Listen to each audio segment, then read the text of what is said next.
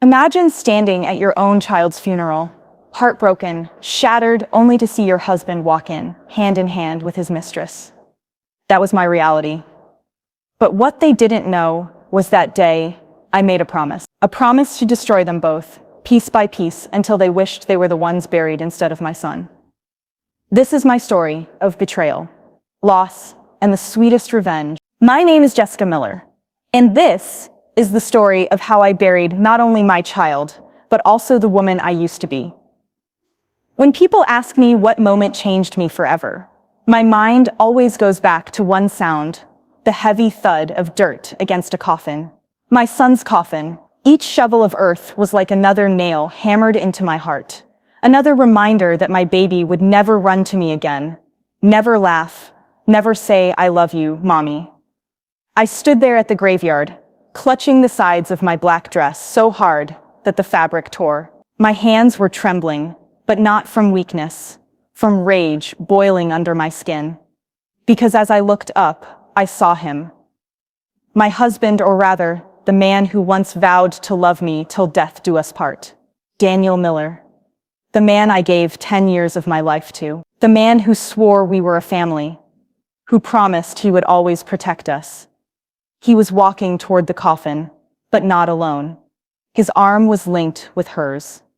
Melissa, the mistress, the woman he left us for. She wore a tight black dress that looked more like she was headed to a cocktail party than my child's funeral. Her face carried this smug, victorious smirk, as if today wasn't about burying a child, but about showing me she had won. She leaned close to Daniel, whispering something. And I swear on everything holy, he actually laughed. At my baby's funeral. The world tilted for a moment. My chest tightened so badly I couldn't breathe, and for a second I thought I'd collapse right there into the mud. But I didn't. I refused to give them that satisfaction. Instead, I lifted my chin and stared straight at them, forcing my tears to freeze in place. If Melissa thought she had broken me, she was wrong. I wasn't broken. Not yet. But something inside me did die that day, along with Ethan. As the priest droned on with prayers I could barely hear, my mind wasn't in the present. It was back in the past, back when Daniel was still mine. Back when I thought I had a family worth fighting for.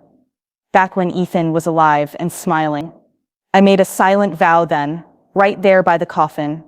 I will not let this betrayal go unanswered. I will not let them live happily after destroying me and my child. I leaned down, resting my palm gently against the coffin, whispering so only my baby could hear. Rest now, my love. Mommy will make them pay.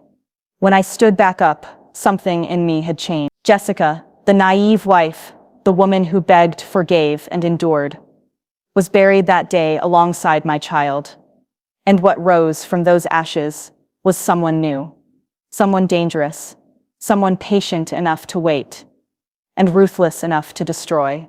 And that's where it began. My story. But to understand why that moment cut so deep, why my rage burned so hot, I need to take you back. Back to the beginning. Before the lies, before the betrayal, before the funeral. Back when I was just Jessica, the wife, the mother, the fool who thought love was enough. When people see me now, cold and calculated, they think I must have always been like this. But the truth is, I wasn't born ruthless. Once I was just Jessica, the girl who believed in fairy tales. I met Daniel in college. He wasn't the top student or the most athletic, but he had this easy charm, this way of making everyone in the room feel like they were the most important person there. And when he looked at me, just me, it felt like I mattered more than anyone else in the world. He pursued me hard, flowers outside my dorm, late-night talks that stretched until sunrise, promises whispered under stars. He was the first man who ever made me feel safe, cherished, chosen. When he proposed, it wasn't in some flashy way. It was just us on a rainy afternoon, sitting in his beat-up old car, laughing about how the windshield wipers barely worked. He looked at me with those warm brown eyes and said, "I don't want to go through a single storm in life without you." I said yes before he even pulled out the ring. We didn't have much when we started, just cheap furniture, mismatched dishes, and dreams. But I didn't care. We were in love, That was enough for me. When Ethan was born, my world shifted. Holding him in my arms, so tiny and fragile, I felt a love I didn't know was possible. He had Daniel's eyes, bright and curious, and my smile. He was our glue, our little miracle. For a while, life was good, messy, exhausting, but good. I stayed home with Ethan, while Daniel worked. We had bills, stress, arguments, sure, but we had love. At least, I thought we did. The first cracks came quietly.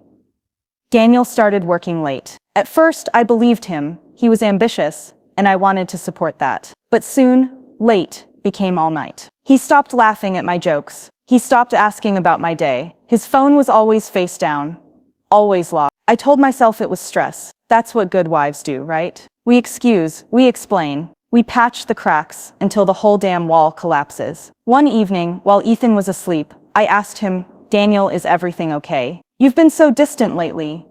He sighed, rubbing his temple. "Jess, not everything is about you. I'm just tired, okay? Can you not nag me for once?" That word, nag, it stung. I wasn't nagging. I was worried, but I swallowed it down, telling myself marriage goes through phases. And then came her, Melissa. At first, she was just a friend from work. Daniel introduced her casually, like she was nothing. She was younger than me, glamorous in that effortless way, with glossy hair and a laugh that felt rehearsed. "Melissa just started at the firm," he said. "I'm mentoring her." I smiled politely, but something inside me shifted. Call it intuition, call it a wife's gut. But I knew. I didn't want to admit it yet. But I knew. Melissa was always around, calling him, texting him, popping up in his stories about work. I'd hear her name more than I heard my own. When I mentioned it, Daniel rolled his eyes. "Jess, she's just a colleague. Don't be so insecure." Insecure, another dagger. I wasn't insecure. I was aware. I was paying attention to the signs he wanted me to ignore. Ethan even noticed. One night, as Daniel rushed out the door again, my little boy tilted his head and asked, "Mommy, why does Daddy always leave after dinner? Doesn't he like us anymore?" I forced a smile for him, even though my heart cracked in half. "He loves us, baby. He's just busy with work." But deep down, I knew it wasn't work keeping him away. It was Melissa. And that realization was just the beginning of the nightmare. They say when you're being cheated on, your body knows before your mind does. The late nights, the secrecy, the way his eyes avoided mine. I wasn't crazy. I wasn't insecure. I was right. The truth came crashing down one night, like a wave I couldn't stop. Daniel had forgotten his phone on the kitchen counter. He never forgot his phone. That thing was glued to him like a second limb. I don't know what made me do it. Call it desperation. Call it survival instinct. But I picked it up. My hands were shaking so badly I could barely type in the code. But I knew the numbers. Our wedding date. He never bothered to change it. And there it was, her name. Melissa. Messages. Hundreds of them. Flirty little texts. Selfies. Plans for weekends when he told me he was working. Things he never said to me anymore. And then one message that sliced me open. "I wish Ethan wasn't in the picture. You deserve a fresh start with me." I couldn't breathe. My chest tightened. My vision blurred. I wanted to scream, to smash the phone, to burn the world down. But I just stood there, frozen, rereading the words, until they blurred into nothing. That night, I waited for him to come home. The clock ticked past midnight, past 1, past 2. When he finally stumbled in, smelling of perfume that wasn't mine, I was waiting at the kitchen table. "Who is she?" I asked, my voice steady, even though my insides were on fire. He blinked, feigning confusion. "What are you talking about?" "Melissa." I saw the messages. For a moment, he looked caught, guilty. But then something cold flashed in his eyes, and his expression hardened. "So what if I did? What do you want me to say, Jess? That you're boring? That we're over? That Melissa makes me feel alive again?" His words hit harder than any slap could have. I whispered, "Alive. Daniel, we have a child together, a family." He scoffed. "A child I never wanted. Do you know what it's like to feel trapped, tied down with bills, responsibilities, a nagging wife who doesn't understand me?" My heart shattered. He wasn't just cheating. He regretted us. Me, Ethan, everything we built. I should have screamed at him. thrown him out that night. But I froze, because part of me was still begging, still hoping he'd take it back. Instead, he grabbed his keys and said, "Don't wait up, I'll be at Melissa's." And just like that, he walked out. From then on, things spiraled. He stopped pretending. He stopped coming home most nights. When he did, he was cruel, mocking me, dismissing me, acting like I was nothing but a burden. Ethan noticed too. He'd sit by the window at night, waiting for his father's car. Some nights he'd ask, "Mommy, did Daddy forget about us?" I'd hold him close, swallowing my tears and lie, "Of course not, sweetheart. Daddy just has a lot of work." But inside, I knew the truth. Daniel hadn't just forgotten us. He had chosen to abandon us. And what made it worse, he flaunted Melissa everywhere. Social events, parties, even family gatherings where people whispered behind my back. I became the pathetic wife everyone pitied. One day, I begged him, actually begged, "Daniel, please, for Ethan's sake, don't do this to us." He looked at me like I was dirt on his shoe. "Jess, stop embarrassing yourself. I don't love you anymore. I never will. Accept it." That was the day something inside me cracked. The illusion was shattered. The man I married, the man I thought would protect us, was gone. In his place stood a stranger, a selfish, heartless man who wanted nothing to do with us. But as broken as I felt then, I had no idea the worst was still to come. Because while Daniel was busy playing house with Melissa, our son Ethan's little body was already fighting a battle none of us saw coming. And when the sickness came, I was left to fight it alone. It started with a cough. Nothing unusual at first. Kids get sick all the time. A little fever, a runny nose. I told myself it would pass. Ethan was always so full of energy. I couldn't imagine anything serious being wrong. But the cough lingered, and then the fevers got worse. His little body grew weak, his skin pale, his spark fading. I took him to the doctor, clutching his tiny hand as he lay limp in the back seat. I remember whispering to him, "It's okay, baby. Mommy's here. Mommy will fix it." But I couldn't fix it. The doctor's face was grave. Tests, more tests. And finally, the diagnosis that shattered me. Leukemia. My knees buckled. I nearly collapsed in that sterile white office. Cancer. My sweet boy had cancer. I called Daniel that night, my voice shaking. "He needs treatment, Daniel. We have to start right away." And do you know what he said? "Jess, I can't talk about this right now. I'm with Melissa. Just handle it. Handle it." As if fighting for our son's life was a chore he could delegate to me. Weeks went by. Chemotherapy, hospital stays, watching my baby cry as needles pierced his little veins. His once bright eyes grew dull. His hair fell out in clumps on my pillow. I begged Daniel, over and over, "Please, Ethan needs you. He asks for you every night. Please, we can't afford all the bills alone. Please, if you ever loved him, be here." And every time, his answers cut me deeper. "I don't have money to throw at this. I'm not going to waste my life sitting in a hospital. Melissa is pregnant. I have new responsibilities now. That one nearly killed me. Pregnant, she was having his child, while our son was dying. I wanted to scream, to claw at his face, to make him feel the pain he was inflicting. But all I could do was fight alone. Nurses pitied me. Doctors admired my strength.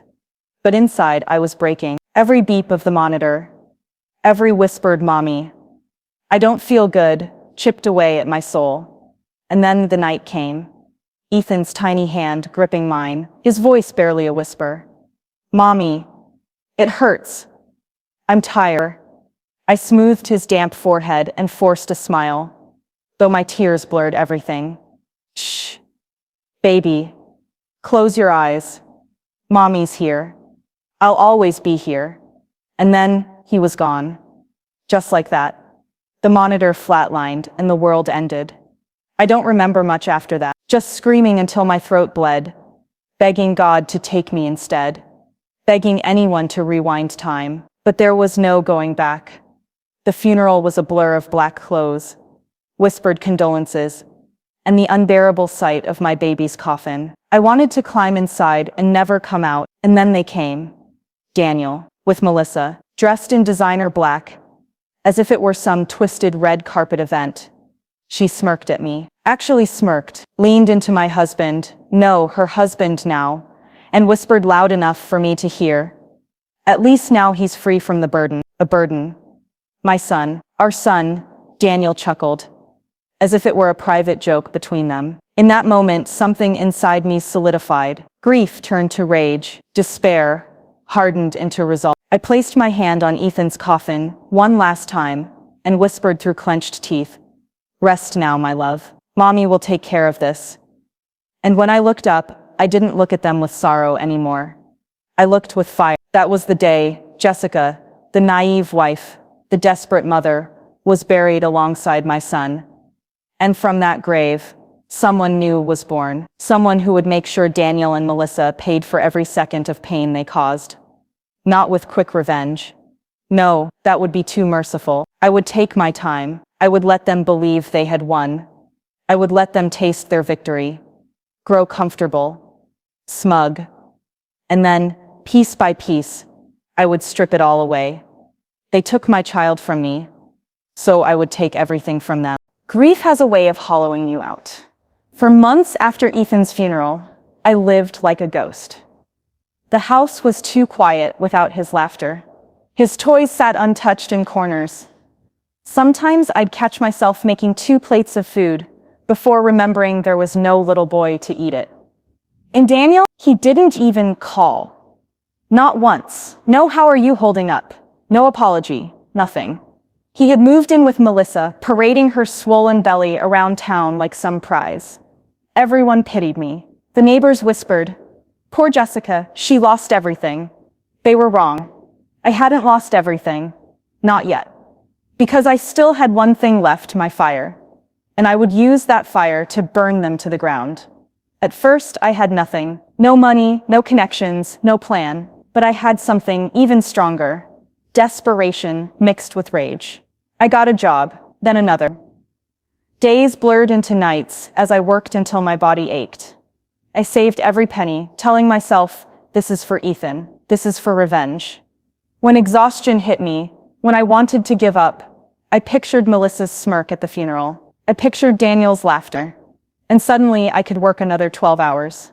But money wasn't enough. I needed knowledge. I needed power. So I went back to school. Online classes at first, then certifications, then real courses. Finance, business, law. Every night I studied until my eyes burned. I wasn't just surviving anymore. I was evolving. Years passed. Slowly, the woman everyone pitied became someone they respected, even feared. Meanwhile, Daniel and Melissa's perfect life began to crack. Rumors reached me. Melissa wasn't happy being just the mistress turned wife. She wanted more money, more status, more attention. Daniel, once charming, was slipping. His firm wasn't doing well. He drank too much. He gambled. And Melissa, she was never loyal. I knew it. Women like her never are. I heard whispers of her meeting other men behind Daniel's back. Their empire wasn't collapsing yet, but the foundation was rotting. And I was waiting. It started small.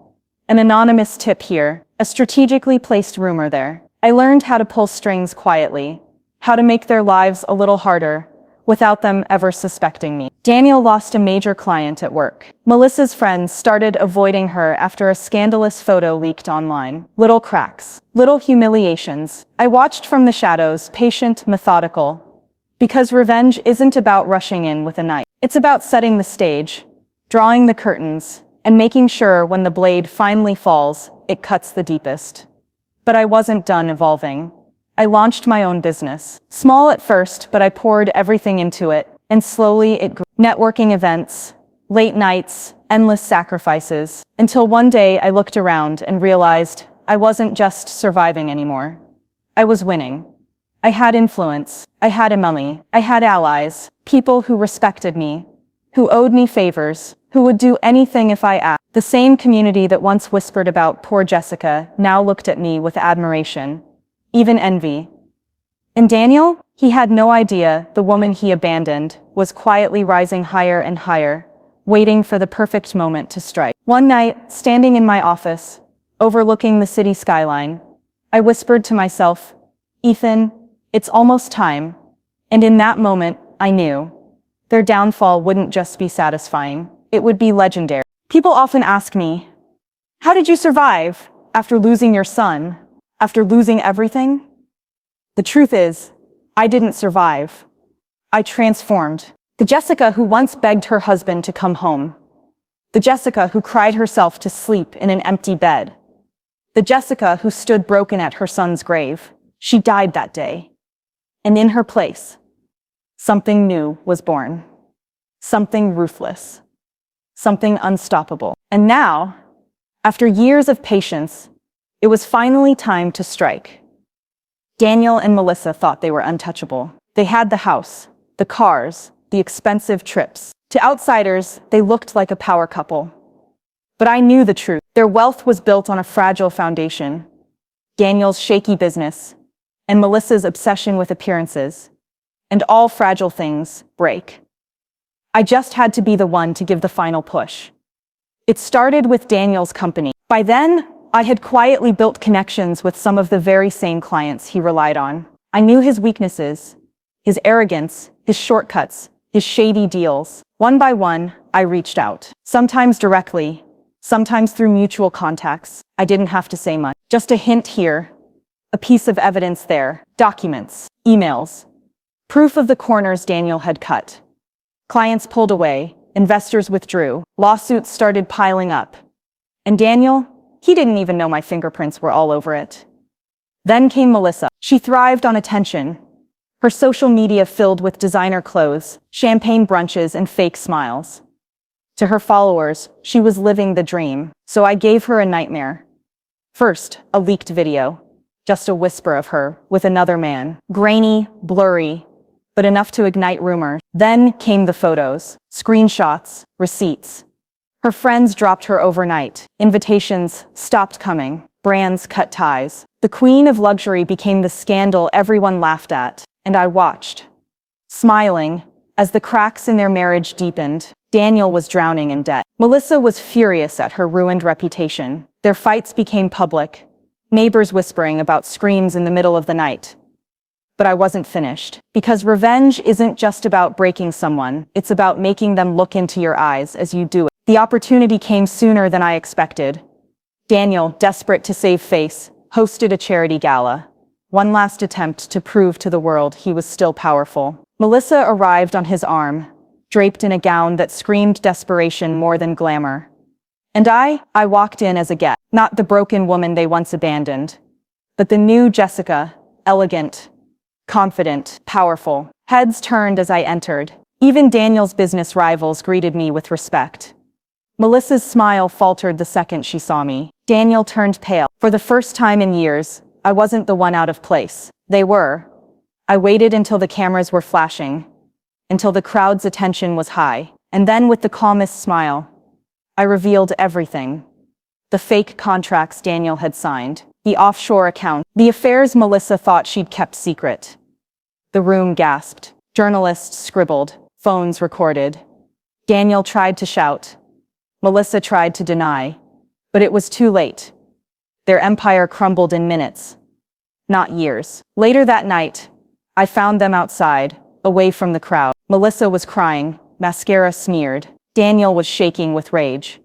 And I finally spoke the words I'd waited so long to say. "You stood at my son's funeral and smirked," I said, my voice low and steady. "You thought you won, but tonight, I bury both of you alive." Silence. Only the sound of Melissa's sobbing. Daniel opened his mouth, but nothing came out. For the first time, they had no power. I turned and walked away. In the weeks that followed, their lives collapsed completely. Daniel lost his company, sued into oblivion. His assets were frozen.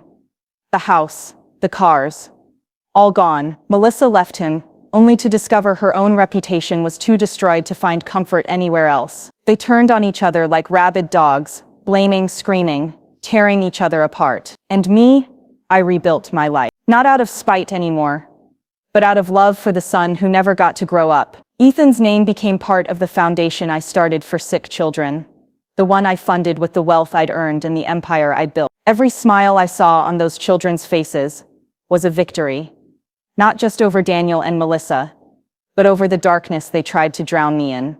People still whisper about me. Some call me heartless, others call me strong. But I don't care what they call me, because I know the truth. I was a mother who lost everything, and I became the storm that took it all back. Thank you for listening.